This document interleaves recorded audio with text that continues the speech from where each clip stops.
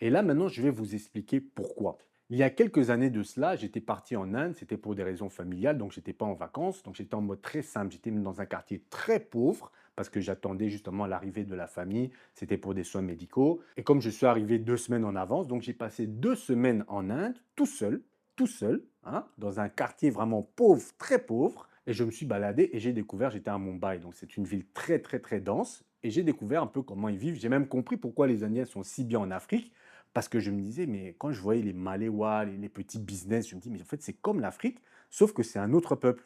C'est le même style de vie. Il y avait des pousse-pousseurs, il y avait des gens dans la rue. Je reconnais quand même quelques similitudes avec l'Afrique et je me dis, ah, c'est pour ça qu'ils arrivent à si bien s'intégrer en Afrique, mais avec leur système de business en plus. Bref, comme j'étais là et des gens de mon entourage ont vu que, ah, tu es en Inde, il y a beaucoup de filles, comme mon travail, je vous ai dit, il y avait beaucoup de modèles. Beaucoup de gens m'ont dit, mais tu peux faire beaucoup d'argent, ramène-nous des cheveux, je vais vendre ça. Tu sais, ça c'est autant. Ça.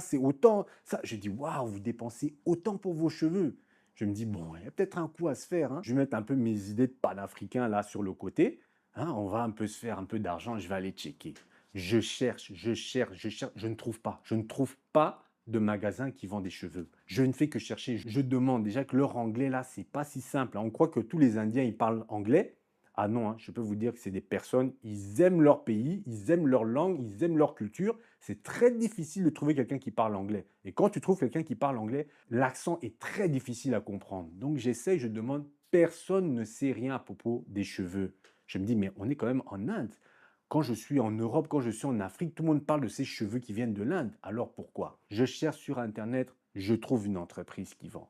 Je vais, je regarde les prix très lisses, très beaux. Je dis, waouh, c'est magnifique. J'envoie les prix aux gens qui me disent, oh non, en tout cas, il y a une grosse marge qu'on peut se faire. Je me dis, bon, surtout que je dépense beaucoup pour ce voyage, que je suis venu en catastrophe.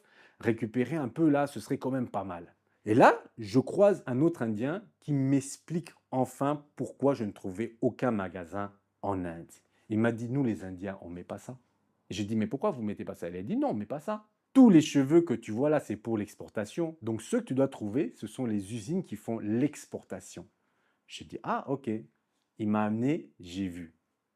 Dégueulasse. Des touffes de cheveux avec des poux. Chaque jour, les 10 coiffeurs du temple rasent environ 150 personnes chacun. Je dirais 10 enfants, 10 femmes, et le reste, ce sont des hommes. Les cheveux sont ensuite vendus aux enchères et exportés hors du pays. Je vous dis, dégueulasse.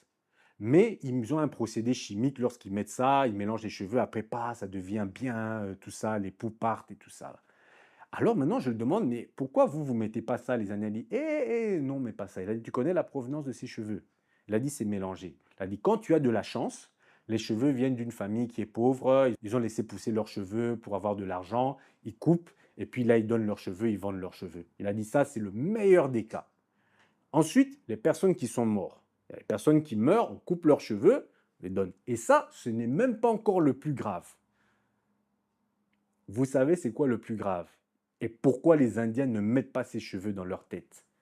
Certains de ces cheveux viennent d'un rituel d'exorcisme. En fait, quand ils font l'exorcisme, ils chassent l'esprit du mal dans les cheveux de la personne. Et à ce moment-là, ils coupent les cheveux pour que l'esprit reste bloqué dans les cheveux. Et ces temples-là, ils jetaient après les cheveux. Et puis il y a les businessmen indiens là qui faisaient l'Afrique partout là, ils venaient, ils voyaient tous ces touffes de cheveux là par terre là, ils disaient vous allez faire quoi de tous ces cheveux là? Je dis non, non, on jette, c'est les choses du démon. Oh, est-ce que je peux prendre ça? Oh oui, au début, ils prenaient même ça gratuitement. Oh oui, prenez, prenez. Jusqu'à quand les gens des temples, ils ont aussi compris, maintenant ils demandent de l'argent. Monde. À peine coupés, ils sont soigneusement accumulés dans l'arrière-boutique. Les moines ont très bien compris que ces cheveux pouvaient alimenter un marché très lucratif et ils l'ont organisé. Et ces personnes prenaient ces cheveux-là, ajoutaient, envoyaient en Afrique, avec le démon dans les cheveux. Vous voyez le délire? Donc maintenant, des fois, quand vous êtes à l'église, tu vois une sœur là, elle est là, elle prie, mais tu vois, la vie, ça va pas. Des fois, quand elle te parle, elle fait des choses bizarres. Non, c'est le démon, c'est les cheveux. C'est le démon qui est dans les cheveux. Et des fois, comme ça, parce qu'il mélange les cheveux, hein, c'est pas tout. Donc peut-être même des fois, il peut avoir 2, 3, 4 esprits dans les cheveux, et toi, tu te balades avec ça. Mais toi, tu dis, oh, moi, je vais à la mosquée,